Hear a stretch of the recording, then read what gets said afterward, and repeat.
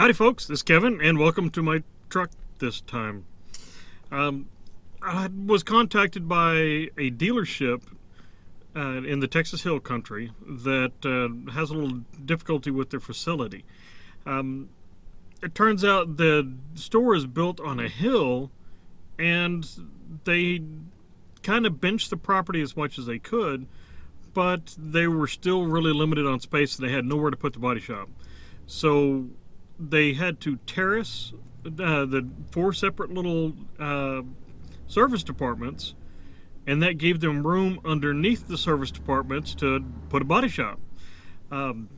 The problem with it is the folks that designed the building and drew it up thought about cars driving in and out. They didn't think about a body shop dealing with, wrecked cars that don't drive. So you have to go down a 13-degree ramp that's so steep that cars were bottoming out trying to get on the ramp, and then they were stubbing their chins getting down to the bottom of it. So they had to roll those over, and then at the very bottom of the ramp, the overhead door is only 8 feet 8 inches high. So you really can't get a tow truck down there, and once you do, it's pretty tight inside there and you can't really maneuver with a tow truck. So they were concerned with how they were going to get wrecked cars that won't drive into the body shop, and when one of them totals, how do they get it out of the body shop again? So they contacted me to take a look at this, and I'm delivering their solution today. So let's hop out and take a look. Okay, on today's episode of Pimp My Tug, the first thing we've got to do to get cars in there is find a way to move them. And I picked up this, it's a United Tractor shop mule, SM80F, which means it's got an 8,000 pound drawbar effort.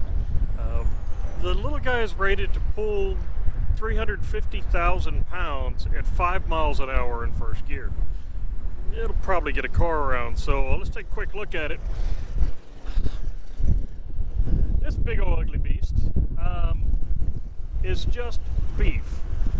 Just beef. I mean, this is 3.5 inches of just cast iron. This is just counterweight, counterweight, counterweight. This is 1/2 inch thick. The whole bumper plate on the front. These things need the weight to get the tractive effort. And I added some bumpers to it, low enough to get to cars that are on blown up tires, and high enough to get to some SUVs. I took the original drawbar pin, dropped a tow hitch ball on the top of it, and I sleeved it top and bottom, where when it's bolted down like this, it can't pull out, unlike the original that would just lift straight out of there. And then just added a 3/4 inch plate really as a grill guard.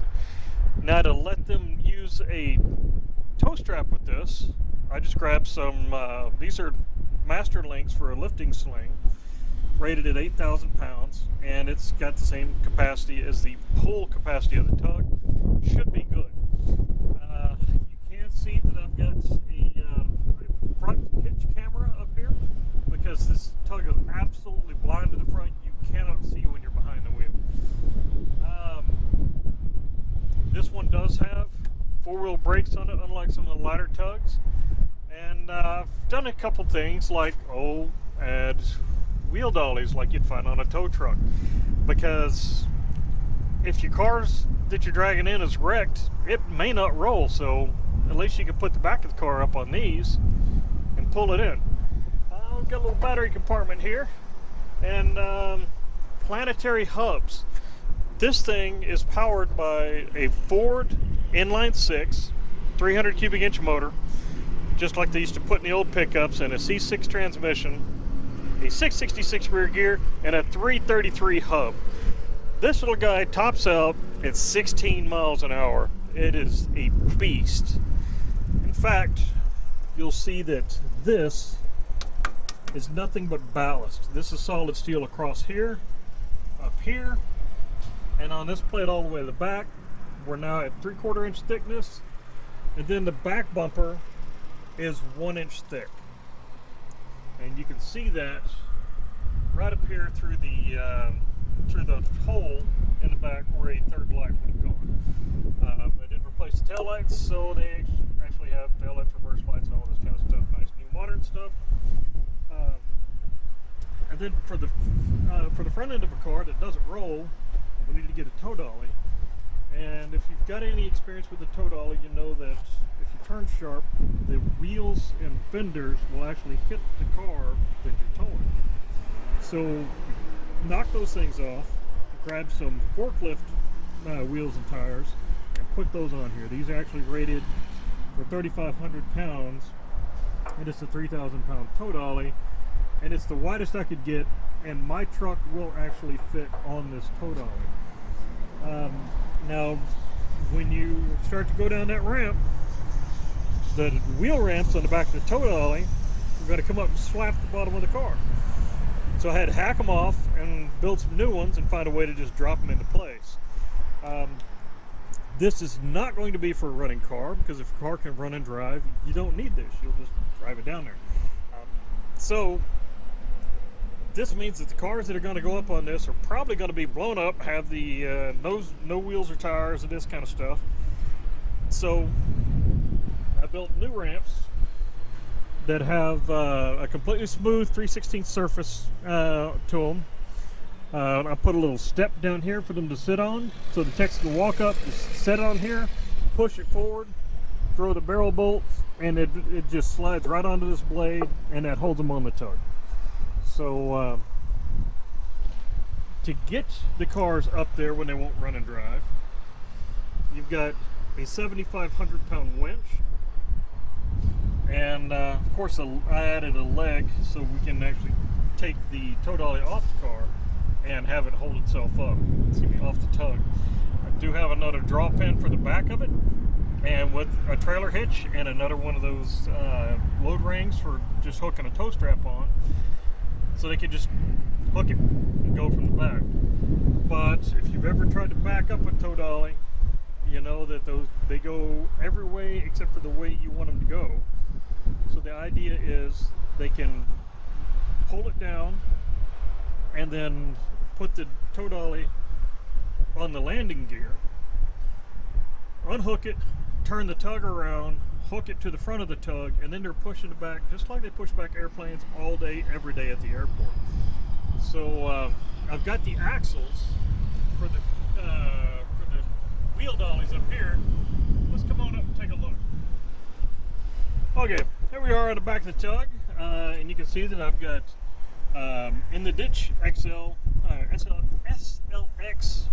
wheel dollies. These are self-lifting wheel dollies. They're freaking awesome. You grab this little lever right here, throw it back, and then you can use this bar in this hole, and it just lifts the wheel right up, and it will pick the cars up and lift them off the ground so you can move them. It's great, easy to use, works really well. And I added a plug here to the back of it, so the guys can come up and plug in the electric winch, or plug in a pair of jumper cables and power up the car that they're trying to move, in case it's blowing a power fuse and they need power to be able to turn the wheel or something like that. Now this old beast does not have shock absorbers on it. It's got springs, and it will buck you off of there quicker than life. So the seat belts were an absolute necessity to keep you on there, keep going. One thing that they need to keep in mind is this is a monster of a machine. It is a lot tougher than what they may be thinking. So right here, I added rule number 1: tug don't care, because it doesn't matter what you want to do. The tug doesn't care. So you gotta watch this thing, and you've got to be a little careful with it, or you're going to seriously tear some stuff up. And well, I have no idea how that got there. We're not going to argue. Go around again over here. We've got the waterproof monitor, the weatherproof monitor for the front camera system, so the operators can see it. and a full suite of gauges. So get you back out of here. I did open it up, put some thumb wheels on the side, so if they need to pull this off, it's a lot easier than playing with the old thumb wheels. And of course, battery compartment's right down here below the driver's feet. And then here, I've mounted a toolbox, and this has the remote for their winch. It has an extra pair of jumper cables for the power lead that I've run back there, then all the straps and everything with it. The little tray is probably going to be one of the first things that goes away. It'll disappear, I'm sure, but that's their responsibility. I do have a tow strap here for them, and I have some lifting rings that drop down over the front hitch. They get pinned in behind the hitch, and it will allow them to just hook on the tow strap and play with the neighborhood cat that decided to come up and visit us for a while. Flip top gas cap. This is set for a fire extinguisher. I would suggest that if they're not going to run the fire extinguisher, pop it off.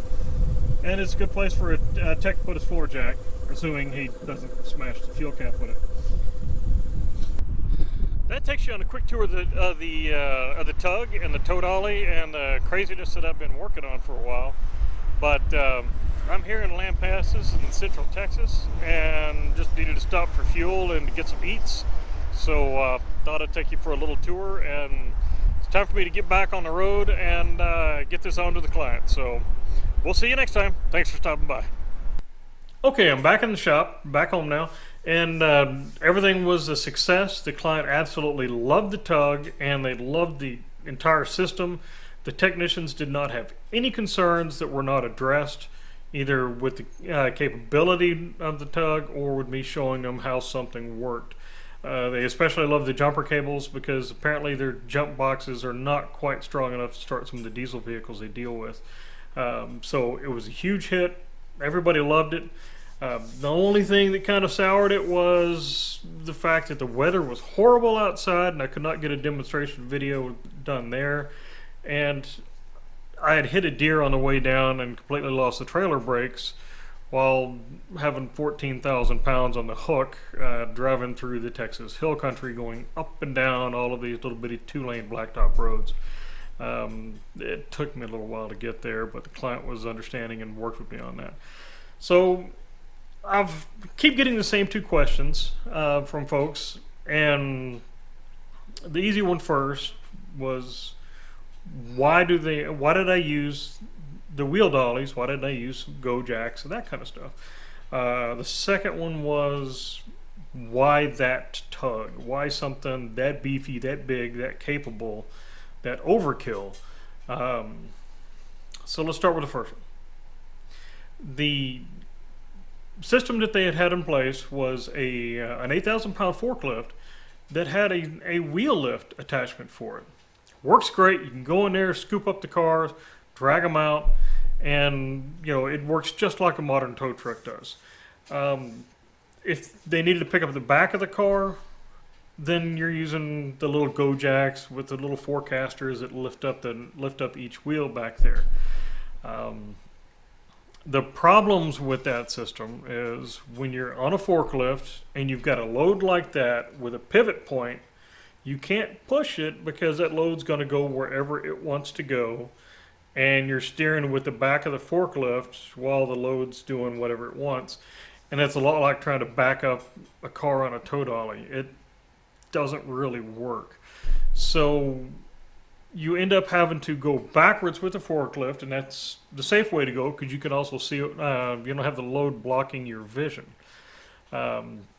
And everything is off camber, so you're doing this and then coming back and looking at your load, doing this, coming back and looking at your load the whole time.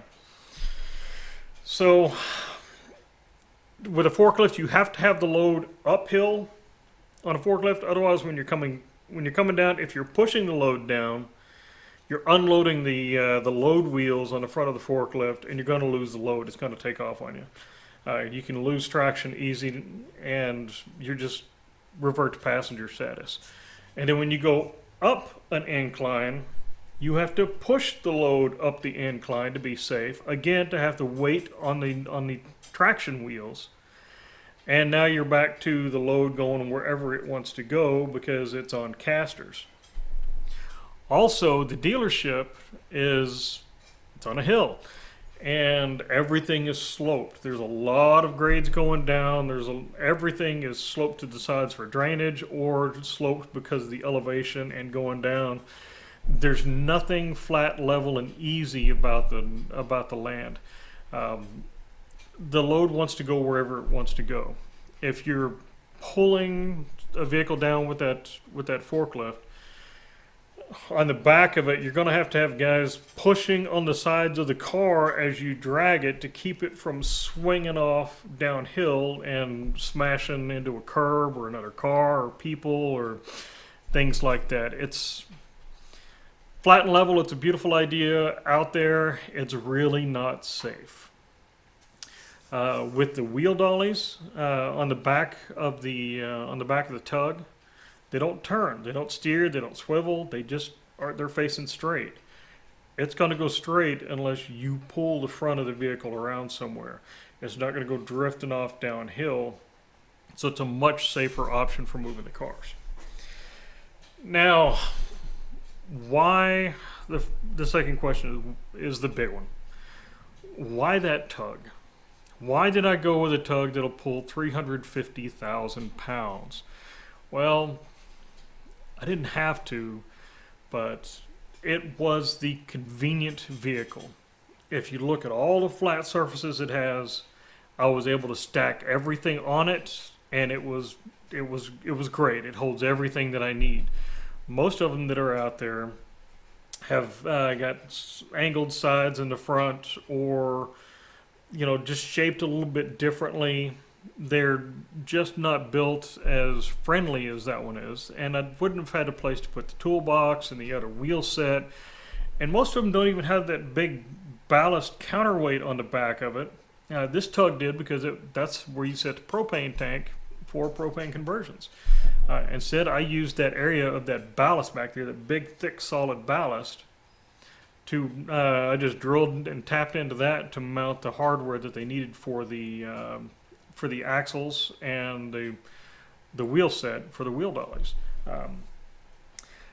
That thing was offered for sale by a forklift company. It had been traded in by an aerospace manufacturer in exchange for some forklifts.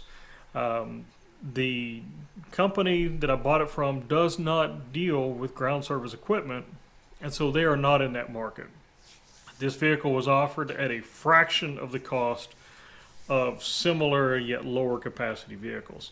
The fact that it weighs, now it started out at 9,300 pounds, it's now upwards of 9,600 pounds with the equipment I've put on it. All of that comes at a big benefit. You have to keep in mind that a tractor can only pull its own weight. And what they mean by that is the tractive effort. It takes weight to make tractive effort, the ability to pull. If I put 300 horsepower in that thing, it would just sit there and spin the tires and not pull anything. If I took weight off of it, it would just spin the tires and not pull. It has to have that massive amount of weight. The silly thing is, it's built on the same platform that lighter weight vehicles are. They'll use the same chassis and start them off at a 3,000 pound drawbar pull and work it all the way up to 8,000 pounds. And they keep the same engine, the same transmission, the same rear end, the same gearing, everything's the same, but they start adding weight to it. And the more it weighs, the more it can pull.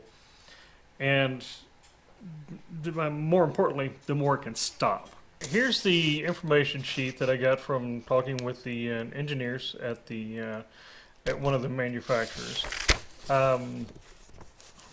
Give you an idea of what's going on. I could have used a 4,000 pound drawbar tractor. That's right down here, the second line. you see that it starts out being able to pull well in excess of 100,000 pounds, almost 200,000 pounds when it's flat and level, assuming, this down here, that it only takes 20 pounds of force to move 1,000 pounds rolling.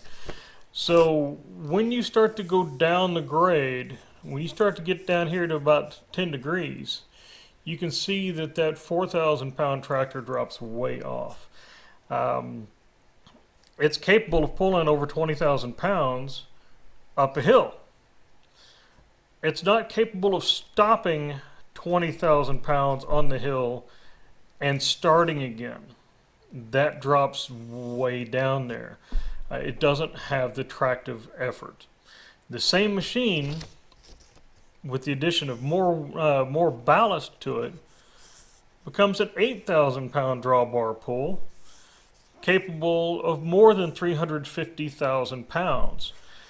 That's flat and level. And again, you see as you start to go up a 10% grade, it drops off, and again, it's also well under 100,000 pounds. Now, this is 10%. The client has a 13%. So we're out here somewhere, and I had to discuss this with the engineers at Harlan. And they told me that on a 13-degree grade, this machine is capable, the machine I chose is capable of pulling, well in excess of 20,000 pounds up that grade. It'll pull over 30,000 pounds up that grade, but when you're stopping it and getting started again, it drops way down again. So the client has a 13% grade. We'll put that there. Yep, that's good. That's 13%, or 13 degrees. That's it's good enough for government work. It's good enough for this demonstration. Now, I've got a 4,000 pound vehicle and a 9,000 pound vehicle, and we're going to check what they'll hold. I'll put just a piece of the peel and stick 40 grit on here. Boom! It holds itself up just fine. Now let's put a load behind it. We put a load in here, and it kind of slipped, it kind of held. It does okay. Pull back just a touch. Bump it, and it's gone. It can't do anything, it can't hold it. Now, we'll take a 9,000 pound vehicle, same traction, put it on here, put the load on it, and it holds. It has the same traction as that one. So the machine that I grabbed has dual rear wheels, good traction. It has four wheel brakes. The other machines only have front wheel brakes. It has power assisted steering. The other ones don't. So when you get up into the heavier classes of vehicles, they can do so much more. And if they're going down that slope, pulling a 9,000 pound heavy duty pickup that's all dolled up, trying to take it into the body shop, and somebody walks out in front of them and that ramp is wet from rain, I want that tug to be able to stop. So safety drove me to the 5,000 pound and higher class, and the price point of that 9,000 pound tug is what really pushed it over for me. All right, I hope that answers the questions that folks had. If there's any more, let me know. I'd love to hear from you. I don't know everything, but I try to learn what I don't know. So feel free to comment, ask questions, like and subscribe to the channel if you could. I'd appreciate it. But have fun. We'll catch you on the next one.